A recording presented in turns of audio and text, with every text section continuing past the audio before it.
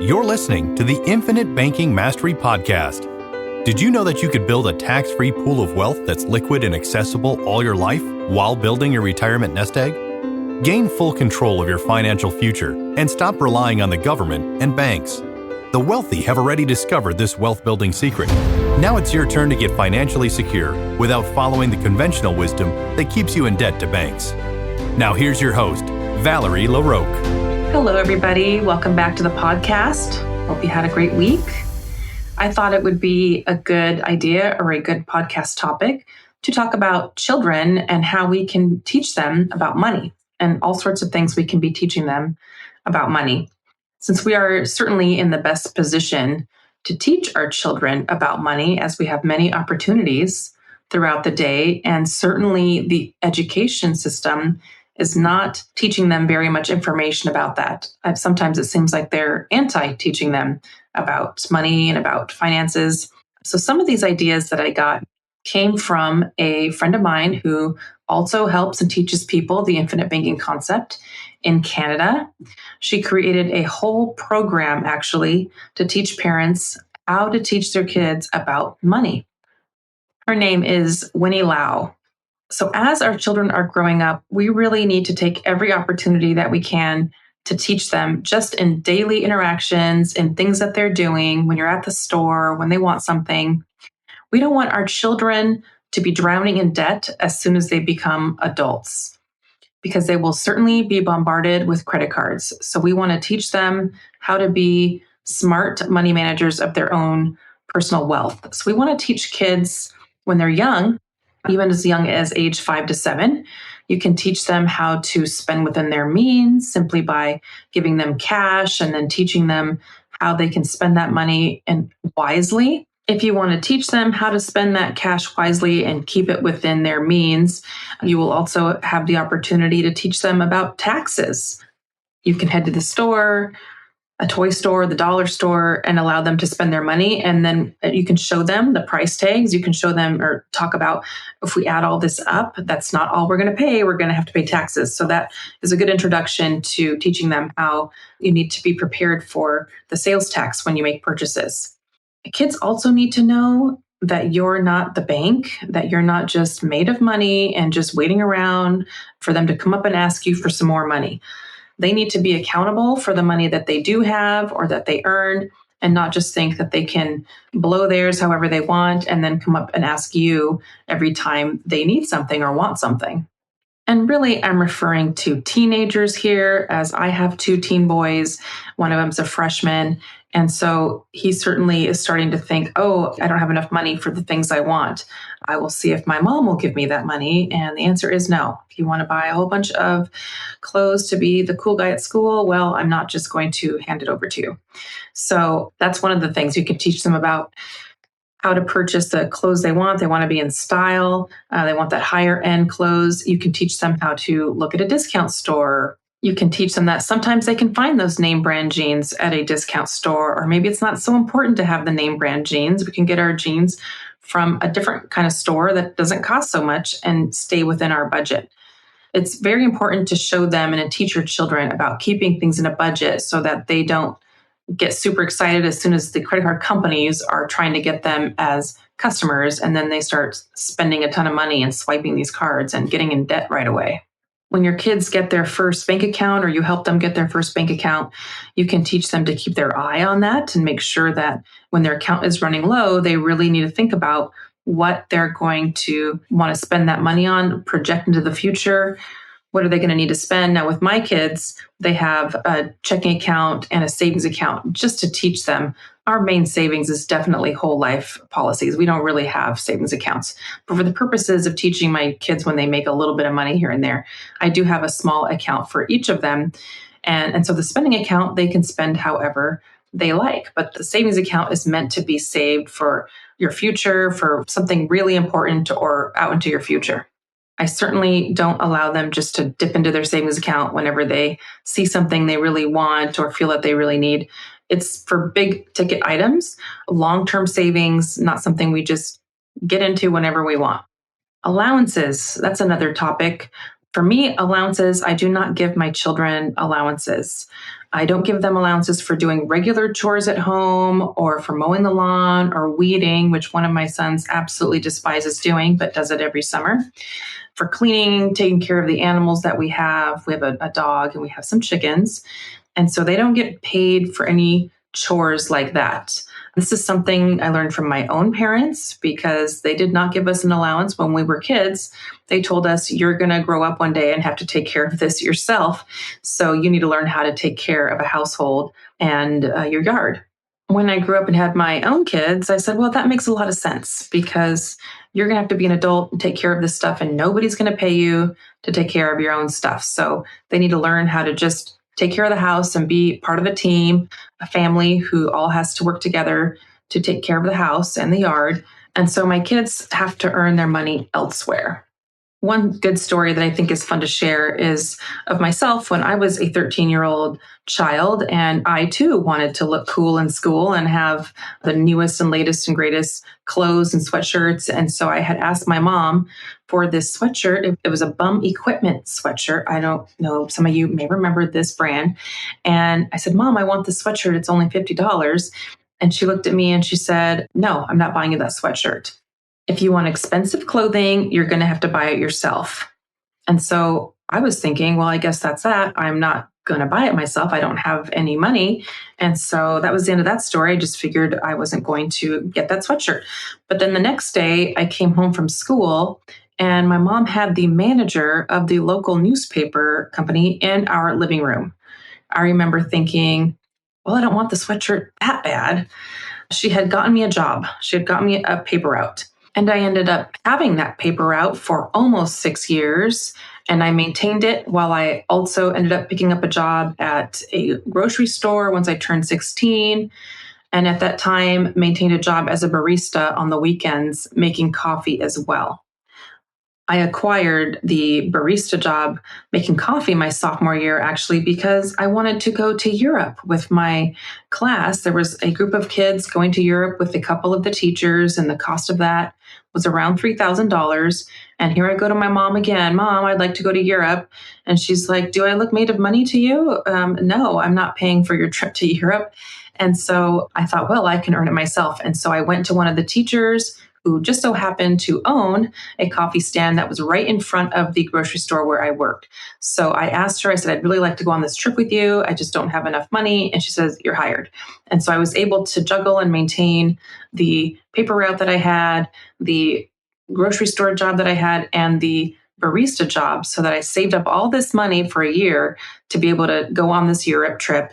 And I did, and it was really fabulous. And at the time when I was paying for that cost, I thought, geez, I could really do a lot of things with this $3,000. But I'm glad I went on that trip because it was pretty spectacular. So a lot of what I teach my children has to do with the way I was raised. My parents taught me some serious work ethic and didn't just pay for everything I desired. They had me pay for the things that I wanted to have. And I mean, the one thing they gave me, yes, they gave me my first car, although it was nothing to brag about. It was a Caprice Classic Chevrolet, a really large, boxy car. But they said to have that car, I would have to pay for the insurance and the gas. So I didn't just get a car and get it all totally paid for. I had to maintain the car and pay for those other expenses. So anyway, I was saying that I don't give my children allowances, but instead encourage them to find work to earn money.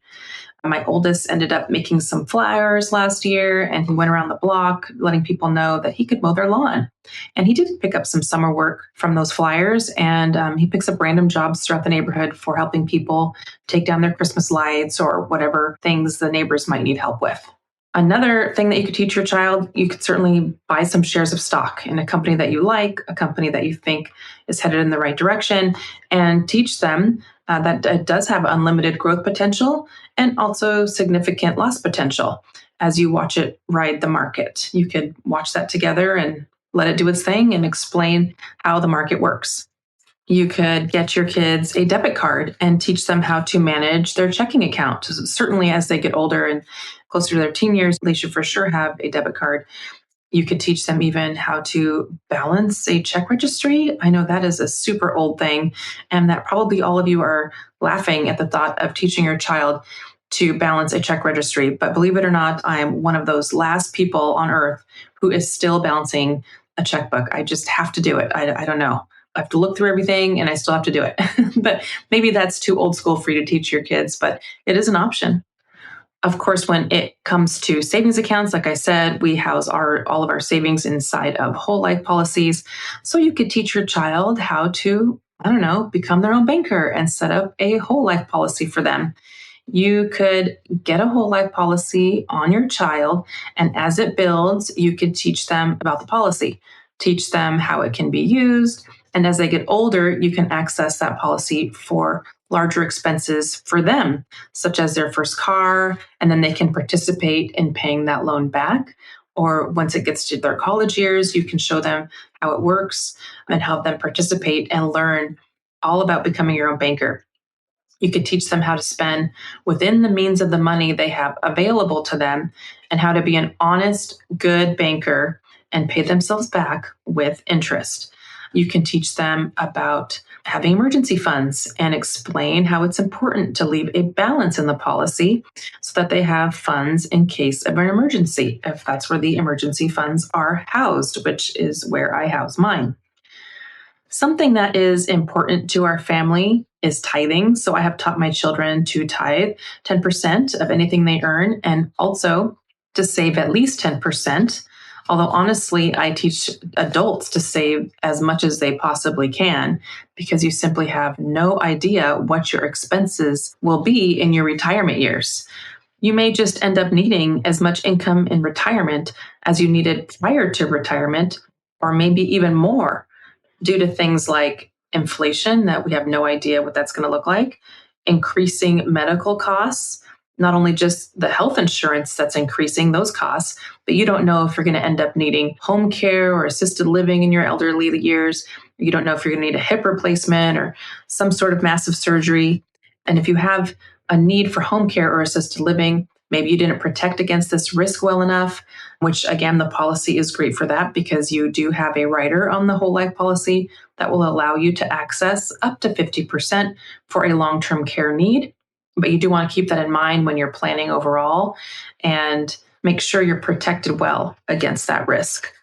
I'm also sure that your plan once you're retired isn't just to sit around all day. I'm sure you're going to need money to do the things that you love or hope to do once retired, such as travel. Maybe you like to play golf, go to the spa. That's where I'm going to be.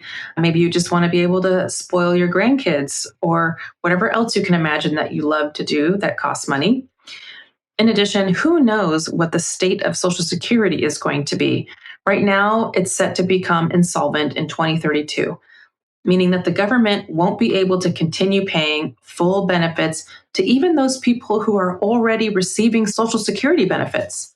That will certainly be catastrophic for people whose only income is coming from Social Security or who just simply rely heavily on Social Security.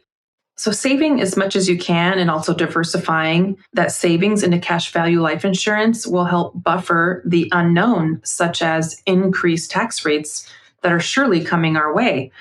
Because having the bulk of your savings in retirement vehicles is not only at risk in the market, but those savings also have tax rate risk because you don't know what your tax rate will be when you actually retire and start withdrawing that money. And I think it's confusing for a lot of people. I've talked to lots of people who think that their 401k, IRA, 457b, 403b money is tax-free in retirement, that they're saving it today and they can access it tax-free. But no, that money is generally taxable unless they offer a Roth version, which if they do and you're contributing to it, I would definitely suggest. But no, those accounts that you're saving taxes on this year, they will be taxable when you start withdrawing money in your older years. So the cool thing about saving as much as you can within a whole life policy designed for infinite banking is that the more you save, the larger the pool of cash you build, which will help you with your financing needs while you're alive. And that's what we talk about on this podcast all the time. And so the whole time that you're building this pool of cash and using the funds to take over the banking function in your life or paying off debts to outside banks, you are also building a large pool of cash for your eventual retirement Or if you just want passive income, just want some cash flow in your retirement years because you're working less. So you're building this pool of cash for that older years, when you're elderly years, when you're not working as much or not working at all. And you're also protecting your family if you were to die too soon, or whenever you pass away, if someone is dependent on your income, even your Social Security income, because that happens when spouse passes away. Now there's half the Social Security income, and that person is struggling on surviving on that amount. So it's nice to leave that death benefit for your loved ones, especially those depending on your income. So naturally, I strongly believe this is very important and should be taught to your children as early as possible. I've been talking to my own kids about it, bits and pieces of it for years, and I explain how we house our savings dollars and life insurance contracts and the benefits of that. My 13-year-old is currently reading the book, you know the one, Becoming Your Own Banker by Nelson Nash. And it's great because he'll ask questions of things he doesn't understand, and then we can talk about it. So I think as soon as they're 12, 13, they should be able to read Nelson's book. That's a great idea. Well, I hope that this was a helpful podcast for most of you and that you've got some ideas from what I've shared. As always, if you're feeling ready or inspired after this podcast to begin your own policy or would like to look into starting something for a child or maybe a grandchild, please reach out to me if you would like to partner with me and you would like my help to create a plan for you. You can reach out to me at Valerie@alphaomegawealth.com. Thank you for listening and have a great week.